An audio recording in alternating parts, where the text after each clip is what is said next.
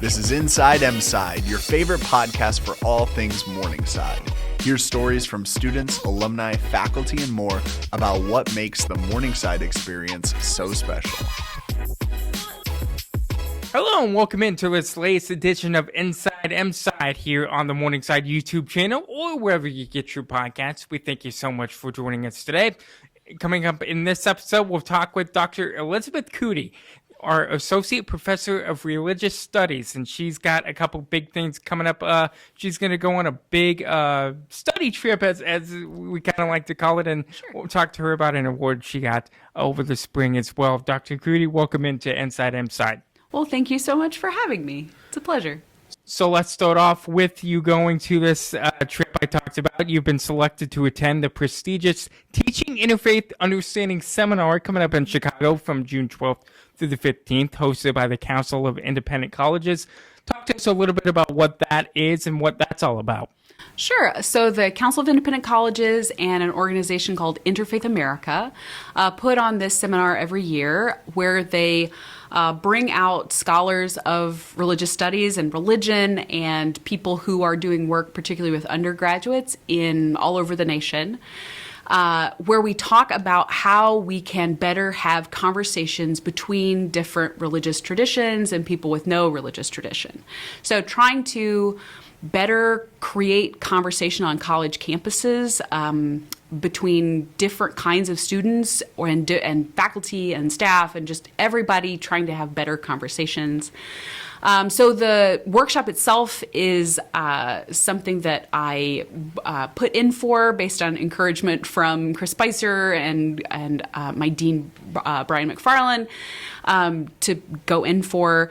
And I was selected. So there's 25 people from around the nation that get picked to go to this. So I was honored to be selected, which means that we will... I'll represent Morningside University in this group of folks from all over who do this kind of work. So I am from one of the smaller religious studies programs that will be represented there, but very proud to be there and proud to talk about how wonderful our students are and just what we get to do with people there. How cool is it that that someone from a small university like Morningside gets to be a part of this workshop where other professors around the world, this is a select group. Sure. And you're a part of it. How cool is that? I do feel quite honored. Thank you. Yeah, it is one of those things where, they want a variety of voices. They want people to be there who can, be from very large schools and very prestigious schools and smaller schools too, to try and show what it is that people are actually doing on college campuses, right? Like not just, it's a danger when they sort of only hear from one kind of college or one kind of professor. So they wanted to make sure that they're hearing from other people.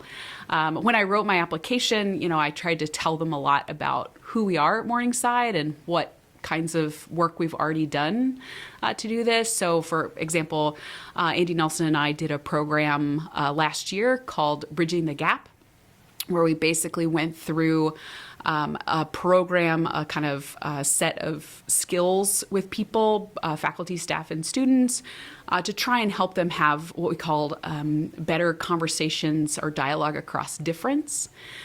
So basically trying to make sure that people are able to have good conversations around points that they disagree. So that workshop and that work was just very broadly about having better conversation about things that matter to you. And of course, one of the reasons that the organization that I was working with then, Interfaith America, is able to do this work is because religion is one of those things about which people regularly disagree. And so if you can have a good conversation about religion, then you can presumably have a pretty good conversation about anything else that's like meaningful to you, but you disagree on. In today's world, how important is it to have those types of conversations? Absolutely. Yeah, it's more important than ever, I think, for us to think carefully about our neighbors and be in dialogue with people, be willing to have conversations about things that we disagree on, and be willing to have that conversation in a respectful way. Even when at the end of the day, we're going to think different things, right? Be able to actually have a good conversation. How much fun do you think this will be for you to hear from different voices, different perspectives? Because you try and get your students to do that in the classroom.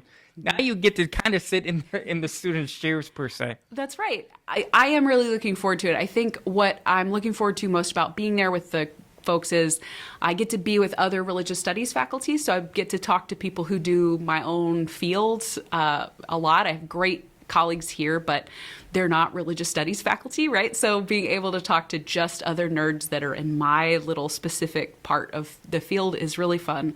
But also, I'm hoping they have good ideas. Like, I hope I can bring them some ideas for their own context, but also I hope they have good ideas that I can use at home. What goals do you have? What do you want to come home with? I'd really like, so I teach a class called the Introduction to Religion course. It's Religion 110 every single fall. I love this class. I think it's really fun. I love teaching a lot of freshmen about religion. But I'd like to do more with it in terms of making sure that people can have those conversations about religious differences, think about who they are and what their own context is, but then how it's in fact different from other people who are sitting in the room. That's what I'm really hoping for. It's just more ideas about how to do that well with students. How to actually teach this class in a way that will be maybe a little different, but, give it a little extra life. I think it'll be fun. Talk to us a little bit more about the religious studies program, and Sure. You mentioned Andy Nelson and all that. I'm sure he plays a big role in what you all do too. Sure. Talk about the program and what you're most proud about it. Sure. So Andy Nelson and Andy is the campus chaplain. He's the chaplain. He works in the student life office. So we often team up to do programming outside of class, right?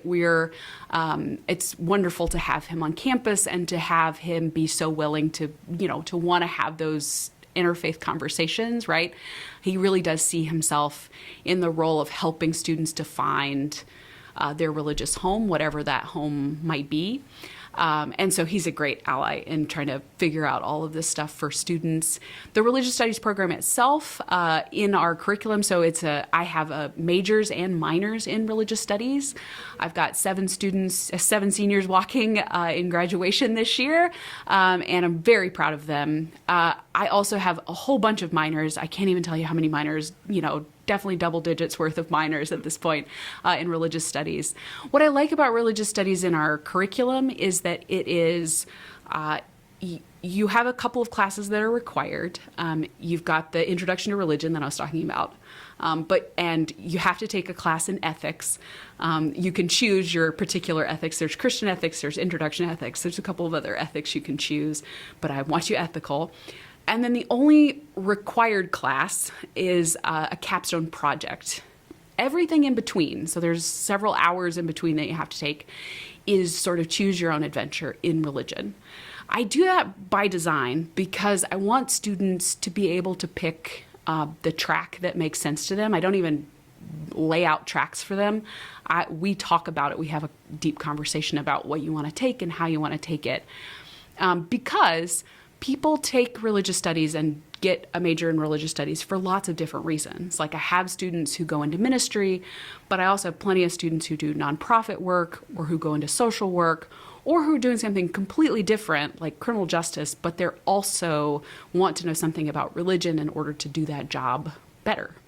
There's a lot of students who do double majors in religious studies, so especially things like psychology and, like I said, criminal justice. Those are 2 that come up a lot in what I do. But yeah, it's all over the place. I've got a student doing biology and religious studies.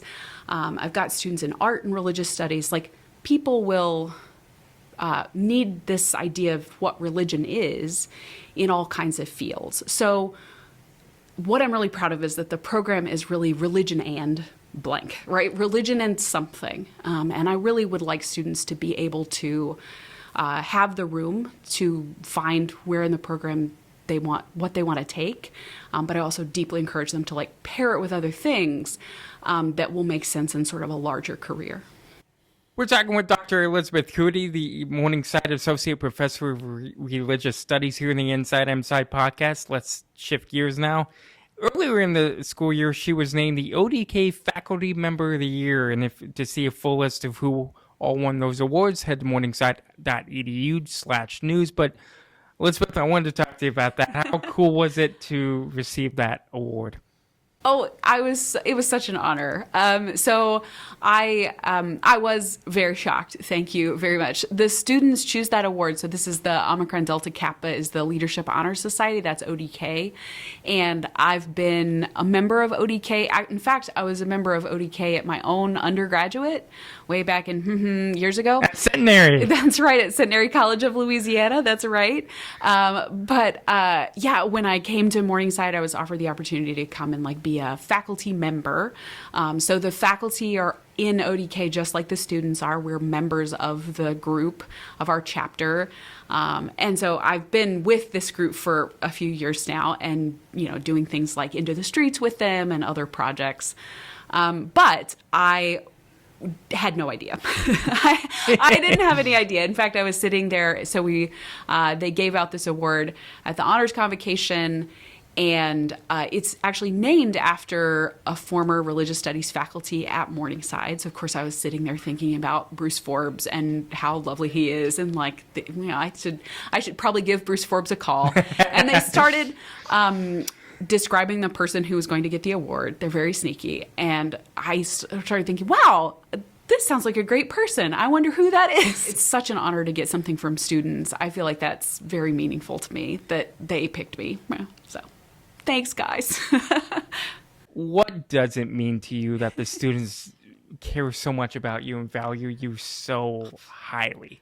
I mean, what can I say? It's like my whole life purpose to do that kind of work with them. I mean, I tell them this all the time, especially at the end. I do, in fact, love you. Get over it. Just get over it.